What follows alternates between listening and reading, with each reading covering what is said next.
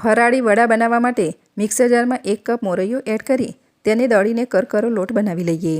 હવે પેનમાં 1.5 કપ પાણી, અડધી ચમચી કાળા મરીનો પાવડર, 2 ચમચી સફેદ તલ, સ્વાદ પ્રમાણે સિંધવ મીઠું અને 1 ચમચી તેલ એડ કરી પાણીને ઉકળવા દઈએ। પાણી ઉકળવા લાગે એટલે દળેલા મોરૈયાને થોડો થોડો એડ કરતા જઈશું અને હલાવતા જઈશું। મોરૈયો પાણીમાં મિક્સ થઈ જાય એટલે ઢાંકીને 5 થી 7 મિનિટ કૂક કરી લઈશું અને કૂક થયેલા મોરૈયાને એક બાઉલમાં લઈ લઈશું અને હાથ અડાડી શકાય એવો ઠંડો થઈ જાય એટલે એક બાફેલા બટાકાને ખમણીને એડ કરી દઈશું।